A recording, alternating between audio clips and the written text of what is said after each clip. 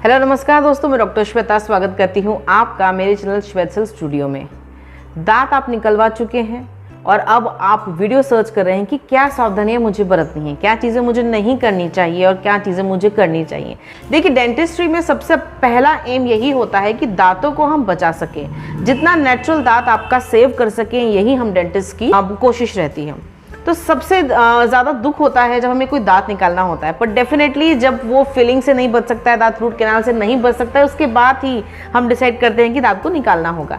अब दांत निकाल चुके हैं, उसके बाद हम कुछ प्रिकॉशंस आपको बताते हैं।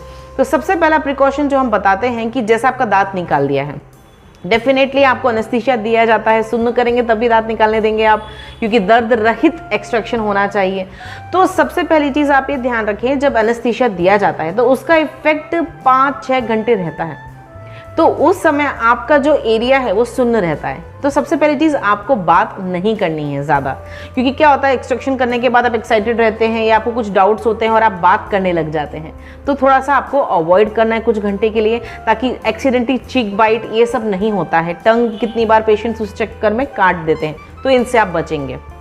सेकेंड, सबसे इम्पॉर्टेंट, दांत को निकालने के टाइम पे थोड़ी ब्लीडिंग होती है, उसके बाद हम एक कॉटन या गॉज का एक पैक उस एरिया पर लगाने बोलते हैं, आपको बोलते हैं आप दबा दीजिए। उस कॉटन पैक को, उस गॉज पीस के पैड को हम बोलते हैं आपको 45 मिनट्स टू 1 आवर रखना है।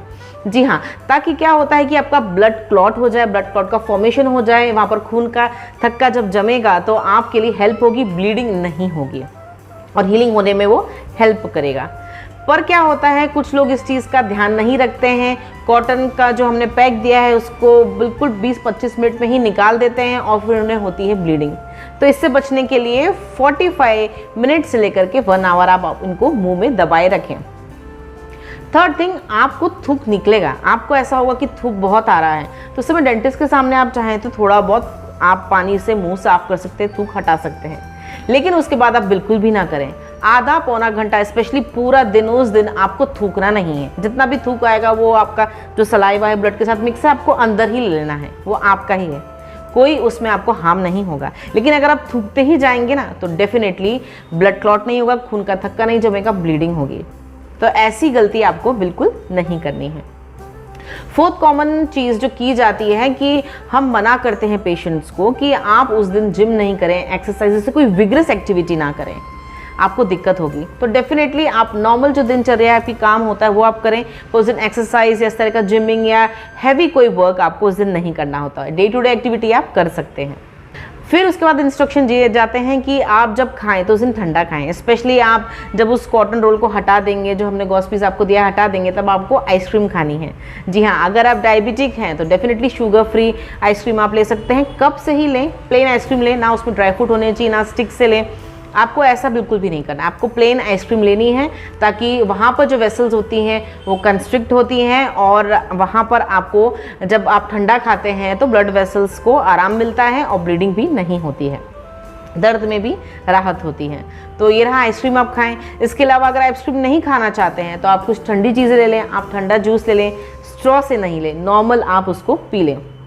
अब उस दिन आपको क्या खाना है और क्या नहीं खाना है, सबसे कॉमन क्वेश्चन। खाने में आप ठंडा, मुलायम, नरम लें, कुछ भी कड़क और कुछ भी गरम आपको नहीं लेना, यहाँ तक कि खट्टे पदार्थ भी आपको उस दिन अवॉइड करने होते हैं।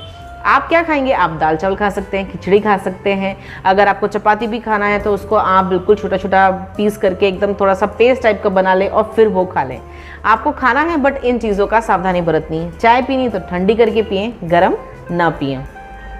और जिनको एडिक्शन है, बहुत ज़्यादा स्मोक करते हैं, टोबैको खाते हैं, तो प्लीज़ एटलीस्ट 4 to 5 डेज़ आप इन चीज़ों को अवॉइड करें। जी हाँ, आपकी जहाँ पर दांत निकाला है वो साइट अभी सेंसिटिव है और उस जगह पर अगर आप इस तरह से स्मोक करेंगे या फिर आप टोबैको च्यू करेंगे तो हार्मफुल होगा ही। आपको ब्लीडिंग ज़्यादा हो सकती है, वो एरिया हील नहीं होगा, ड्राई सॉकेट की प्रॉब्लम हो सकती है।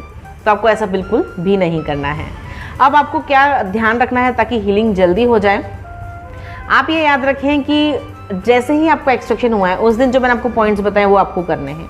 आपको कुछ मेडिसिन भी दी जाती हैं, वो जो डेंटिस्ट ने प्रिस्क्राइब की है वो उनके अनुसार ही आपको लेनी है।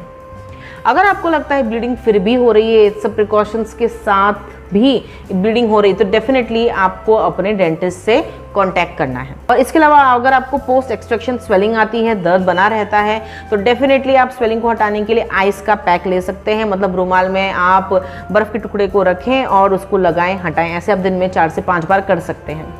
ठीक है, ठंडा सेक कर सकते हैं, तो उससे स्वेलिंग भी कम हो जाएगी और दर्द भी कम हो जाता है। और सिंपल सी बात है, आप जब दांत निकलवा लेते हैं तो उसके उसी दिन नहीं, उसके अगले दिन से आप नॉर्मल, मतलब 24 घंटे के बाद आप नॉर्मल ब्रश करें, आप साफ सफाई रखें, कुल्ला करें, हल्के से करें, कुल्ला करें। और 2 दिन के बाद आप नमक के पानी का कुल्ला करते हैं तो वहाँ पर स्किन बहुत अच्छे तरह से आने लगती है और वो हीलिंग में बहुत हेल्प करता है नमक। तो ये आप प्रिकॉशंस अपनाएं। और अगर आपको कोई भी दिक्कत आती है तो ज़रूर मुझे कमेंट सेक्शन में बताएं कि आपका एक्सपीरियंस कैसा रहा था। और आपको अगर कोई और क्वेरी है तो डेफिनेटली आप यहाँ पर कमेंट बॉक्स में अपने क्वेश्चंस लिखें, हम इसका जवाब बिल्कुल देंगे। और अगर आपको दांत निकलवाने हैं तो आप मुझसे नाहर डेंटल यूरोलॉजी क्लिनिक पे संपर्क कर सकते हैं, जो कि फ्रीगंज में है, 97 फ्रीगंज में है। मैं प्रैक्टिस करती हूँ रतलाम मध्य प्रदेश में। कुछ भी दिक्कत आए मैं हूँ आपके साथ, आपको डरने की ज़रूरत नहीं है। इसी बात पे हम फैमिली बन चुके हैं। सब्सक्राइब करें चैनल को, लाइक करें, इस तरह की वीडियोस को ज़रूर शेयर करें। क्या पता आपके एक शेयर बटन पर क्लिक करने से कितने लोगों की मदद हो सकती है।